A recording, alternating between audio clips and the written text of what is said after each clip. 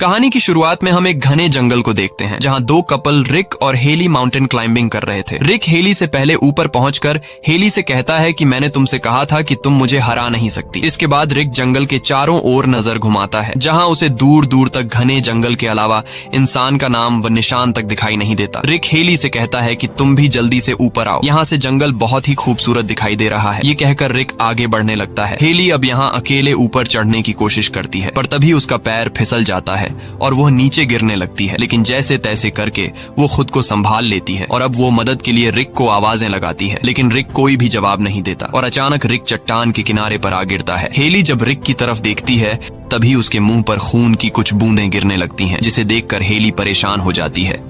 अब वो इस हालात को समझने की कोशिश कर ही रही होती है कि तभी कोई रिक को उठाकर नीचे फेंक देता है और यह देखकर हेली के गले में सांसें अटक जाती हैं। अब हेली जैसे तैसे करके खुद को छुड़ाकर नीचे उतरने की कोशिश करती है पर तभी रस्सी से हेली को कोई ऊपर खींचने लगता है। डर के मारे हेली खुद को बचाने के लिए रस्सी काट देती है जिससे वो सीधा नीचे रिक की बॉडी के पास गिर जाती है। रिक को मरा हुआ देखकर हेली जोर जोर से रोने लगती है। अब वो इस हादसे से अच्छी तरह संभल नहीं पाई थी कि तभी वो देखती है कि ऊपर झाड़ियों से कोई तेजी से उसकी तरफ आ रहा है, जिसे देखकर हेली अपनी जान बचाने के लिए तेजी से अपनी कार की तरफ दौड़ती है, लेकिन भागते भागते उसका पांव एक कांटेदार तार में फंस जाता है जिससे वह नीचे गिर जाती है और तभी हम देखते हैं कि कोई हेली को घसीट कर ले जाता है। अब यहाँ हमें यह पता चलता है कि वेस्ट वर्जीनिया के इस एरिया में बहुत से लोग गायब हो रहे हैं और लोगों का मानना है कि इस जंगल में काफी अजीब से दिखने वाले लोग रहते हैं जो इंसानी मांस खाते हैं और जो कोई भी इस जंगल में आता है वो अजीब से दिखने वाले लोग उसे मार देते हैं। अब अगले सीन में हम सड़क पर एक कार को देखते हैं जिसमें क्रिस नाम का एक आदमी बैठा होता है। क्रिस आज इंटरव्यू के लिए जा रहा था,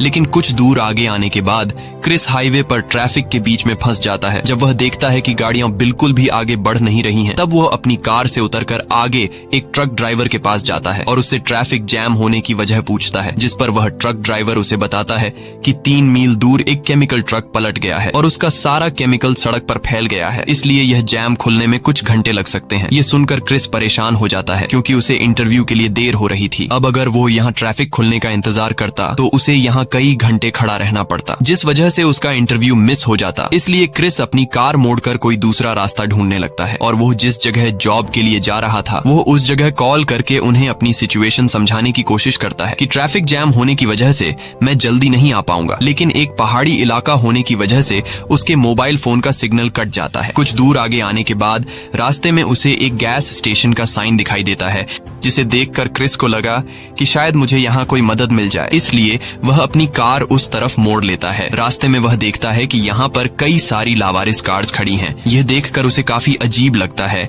लेकिन फिर वह इस बारे में ज्यादा न सोचते हुए उस गैस स्टेशन पर पहुंच जाता है जहां उसे एक बूढ़ा आदमी दिखता है। वो बूढ़ा आदमी काफी बुरी हालत में था। क्रिस उस बूढ़े आदमी से फोन के बारे में पूछता है तो वो बूढ़ा आदमी इशारा करके फोन बता देता है, जिसके बाद क्रिस जल्दी से फोन के पास आकर कंपनी को कॉल करने की कोशिश करता है पर तभी क्रिस को पता चलता है कि फोन खराब है। यह देखकर क्रिस और भी ज्यादा परेशान हो जाता है और तभी उसकी नजर वहां लगे एक मैप पर पड़ती है जहां उसे शहर जाने के लिए एक कच्चा रास्ता दिखाई देता है जो आगे जाकर हाईवे से मिलती थी। जिसके बाद क्रिस अपनी कार में बैठकर उस सड़क पर निकल पड़ता है। अब कुछ देर चलने के बाद उसके सामने 2 रास्ते आते हैं। क्रिस को कुछ समझ नहीं आ रहा होता कि मुझे कौन सा रास्ता चुनना चाहिए, इसलिए वह कुछ देर तक सोचता है और फिर वह जंगल के बीच में से गुजरने वाले रास्ते को चुनता है क्योंकि उसे लगा कि यह रास्ता शॉर्टकट है जिससे वह जल्द ही शहर पहुंच जाएगा। लेकिन उसे पता नहीं था कि वो इस रास्ते को चुनकर अपनी लाइफ की सबसे बड़ी गलती करने जा रहा है। आगे जाते ही उसे रास्ते पर एक मरा हुआ हिरण दिखाई देता है, जिसे देखने के चक्कर में उसका रोड पर से ध्यान हट जाता है और सामने एक कार से उसका एक्सीडेंट हो जाता है। लकीली इस एक्सीडेंट में क्रिस को ज्यादा चोट नहीं आती और जिस कार से क्रिस टकराया था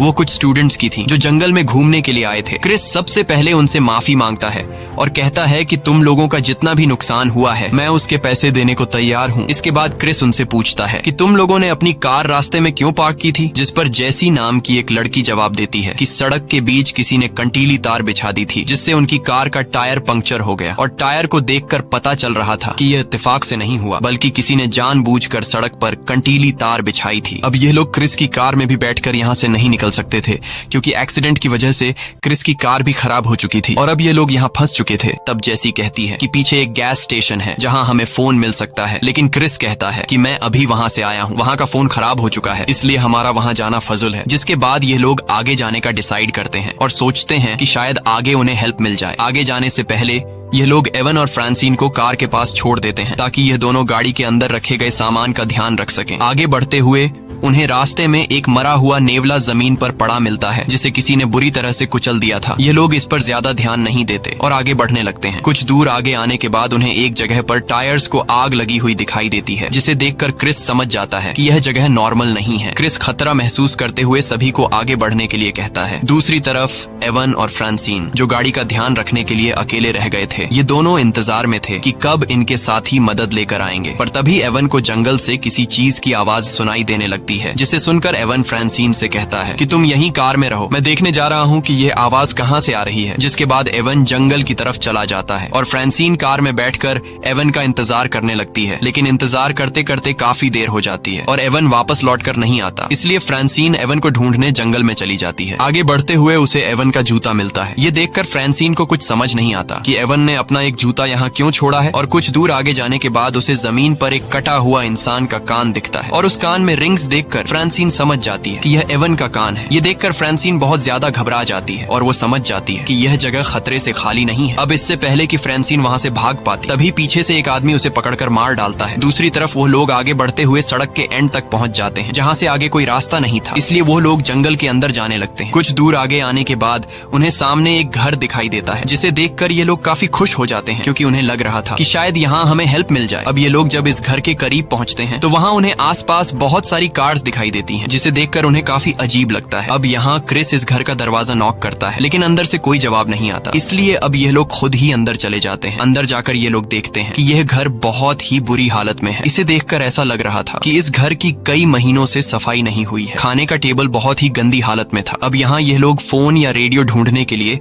घर की जांच पड़ताल करने लगते हैं। तभी उन्हें ढेर सारी कार्स की चाबियां मिलती हैं। क्रिस जब फ्रिज खोलता है तो उसकी आंखें खुली की खुली रह जाती हैं क्योंकि वहाँ किसी ने इंसान के बॉडी पार्ट्स बॉटल्स में रखे थे। वहीं जेसी जब बाथरूम में जाती है तो वहाँ उसे बाथ टब में इंसान की डेड बॉडी पड़ी मिलती है जिसे देखकर वो बहुत ज्यादा घबरा जाती है। और तभी एक बाल्टी का ढक्कन हटाने पर उन्हें वो कंटीला तार दिखाई देता है जिससे उनकी कार पंक्चर हुई थी। ये सब देखकर ये लोग समझ जाते हैं कि इस घर में जो भी रहता है वह बहुत ही ज्यादा खतरनाक है। अब ये लोग जल्दी से वहाँ से निकलने लगते हैं और जैसे ही ये लोग दरवाजे के करीब पहुँचते हैं तभी उन्हें एक गाड़ी की आवाज सुनाई देती है। क्रिस जब खिड़की से छिपकर देखता है तो उसे पता चलता है कि यहाँ एक गाड़ी आ रही है। अब ये लोग जिस दरवाजे से आए थे उस दरवाजे से तो निकल नहीं सकते थे क्योंकि सामने से वो गाड़ी आ रही थी, इसलिए ये सब पीछे के दरवाजे से निकलने का सोचते हैं, लेकिन पीछे का दरवाजा ब्लॉक किया गया था। अब यह लोग बुरी तरह से फंस चुके थे और उन्हें कुछ समझ नहीं आ रहा था कि यहाँ से कैसे निकला जाए। जब उन्हें बाहर निकलने का कोई भी रास्ता नहीं मिलता तब ये लोग जल्दी से अलमारी और बेड के नीचे छिप जाते हैं। कुछ देर बाद वो मॉन्स्टर्स अंदर आते हैं और फ्रांसिन की बॉडी को बिल्कुल उनके सामने लाकर पटक देते हैं जिसे देखकर ये लोग बहुत ज्यादा डर जाते हैं। और तभी ये लोग उन मॉन्स्टर्स के चेहरे देख लेते हैं जिनके चेहरे देखने में बहुत ही ज्यादा डरावने थे। दरअसल ये तीनों आदमखोर थे जो इंसानी मांस खाते थे और ये तीनों फ्रांसिन की लाश को उठाकर एक टेबल पर पटक देते हैं और तीनों मिलकर उसे काटना शुरू कर देते हैं। ये खौफनाक मंजर देखकर जेसी काफी ज्यादा डर जाती है और जैसे ही वह चिल्लाने वाली होती है तभी क्रिस उसके मुंह पर हाथ रख देता है और जेसी की आवाज को दबा लेता है। इसके बाद वह तीन आदमखोर फ्रांसिन की बॉडी को खाकर सो जाते हैं। अब मौका देखकर क्रिस और जेसी धीरे धीरे घिसटते हुए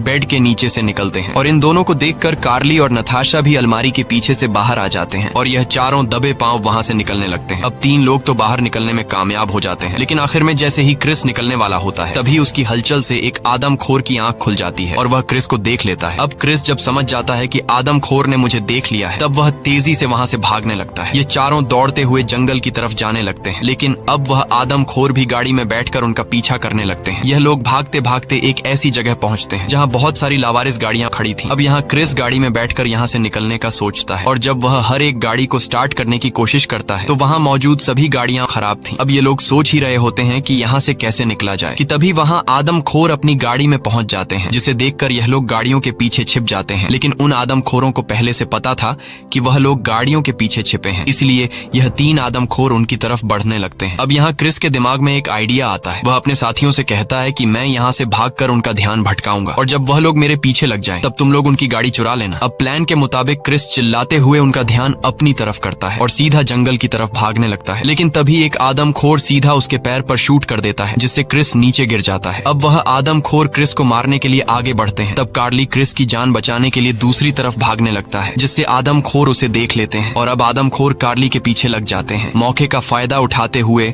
जेसी और नटाशा जल्दी से क्रिस को उठाकर उन आदमखोरों की गाड़ी के पास ले आते हैं। अब वह तीनों जल्दी से गाड़ी में बैठकर वहां से निकलने लगते हैं और जंगल में अपने साथी को ढूंढने लगते हैं। कुछ दूर आगे जाने के बाद उन्हें कार्ली दिखाई देता है, जिसके लिए यह लोग अपनी गाड़ी रोक लेते हैं और कार्ली को चिल्लाकर जल्दी से गाड़ी में बैठने को कहते हैं। कार्ली भी दौड़ते हुए उनकी तरफ आने लगता है, लेकिन तभी पीछे से एक तीर आकर कार्ली के सीने के आर पार चला जाता है। अपने साथी को मरता हुआ देखकर यह लोग बहुत ज्यादा मायूस हो जाते हैं और तभी वह आदमखोर क्रिस पर भी तीर बरसाने लगते हैं। अब अपनी जान बचाने के लिए यह लोग जल्दी से वहां से निकल जाते हैं। कुछ दूर आने के बाद यह लोग देखते हैं कि उन आदमखोरों ने रास्ते में एक बड़ा पेड़ रखकर रास्ता ब्लॉक कर दिया है, इसलिए अब यह लोग पैदल ही जंगल में आगे बढ़ने लगते हैं। कई घंटों से पैदल सफर करने के बाद यह लोग थक जाते हैं, जिस वजह से यह लोग एक जगह बैठकर आराम करने लगते हैं। अब रात भी होने वाली थी और उन्हें कुछ समझ नहीं आ रहा था कि रात कहाँ बिताई जाए, क्योंकि अगर वह यहीं जंगल में सोते तो वह आदमखोर उन्हें ढूंढकर मार देते। इसलिए यह लोग फिर से एक सेफ जगह की तलाश में निकल पड़ते हैं और तभी नताशा को लकड़ी का बना हुआ एक टावर दिखाई देता है। टावर को देखकर उन्हें रात बिताने के लिए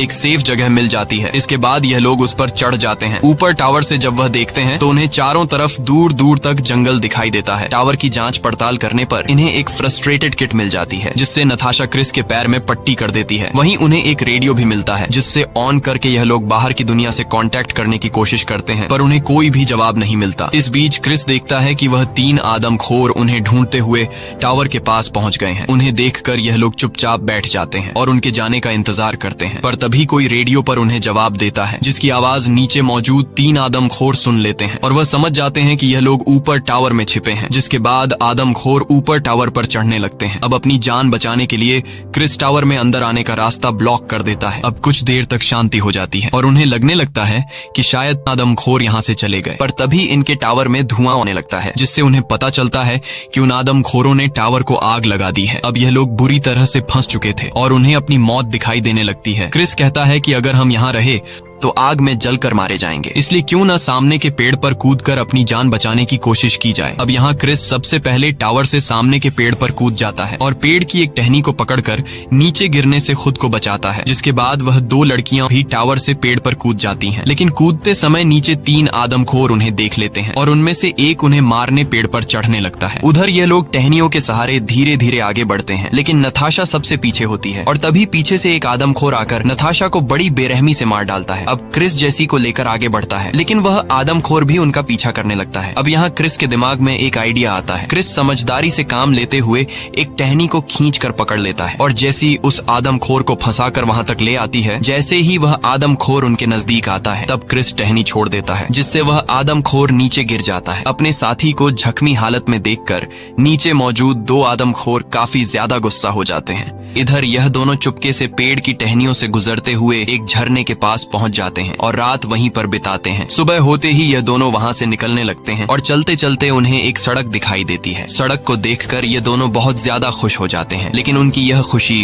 कुछ ही देर की मेहमान थी। तभी पीछे से एक आदमखोर आकर क्रिस पर हमला कर देता है, जिससे क्रिस ढलान से नीचे लुढ़कने लगता है और वह आदमखोर जेसी को पकड़कर अपने साथ ले जाता है। तभी क्रिस को रोड पर पुलिस की कार दिखाई देती है, जिसे देखकर क्रिस जल्दी से पुलिस की गाड़ी के सामने पहुंचता है। दरअसल रात को जब रेडियो से उन्होंने मदद मांगी थी, तब उस पुलिस वाले ने उनकी मदद का सिग्नल सुन लिया था, इसलिए वह उन्हें बचाने के लिए आया था। अब इससे पहले कि क्रिस उस पुलिस वाले को सब कुछ बता पाता, तभी पीछे से एक तीर आकर पुलिस की आंख फोड़ देता है। ये देखकर क्रिस बहुत ज्यादा घबरा जाता है और वह जल्दी से उसी पुलिस की गाड़ी में बैठकर वहां से निकलने लगता है, लेकिन कार की चाबी पुलिस के पास थी। अब क्रिस उस पुलिस वाले की जेब जेब से चाबी निकाल नहीं सकता था क्योंकि वह आदमखोर क्रिस के काफी करीब आ चुका था। इसलिए क्रिस खुद को बचाते हुए झाड़ियों के पीछे छिप जाता है और तभी वह आदमखोर पुलिस की लाश को उठाकर गाड़ी में डाल देता है। और जैसे ही वह गाड़ी को स्टार्ट कर वहां से जाने वाला होता है तभी क्रिस जल्दी से उसकी कार के नीचे आकर कार को कसकर पकड़ लेता है, जिसके बाद आदमखोर कार को अपने घर की तरफ ले जाने लगता है। वहीं उन्होंने जेसी को घर पर बांध रखा था और अब यह लोग जेसी को जिंदा पकाने वाले थे। तभी बाहर वह दूसरा आदमखोर भी आ जाता है जिसके गाड़ी के नीचे क्रिस छिपा हुआ था। वह आदमखोर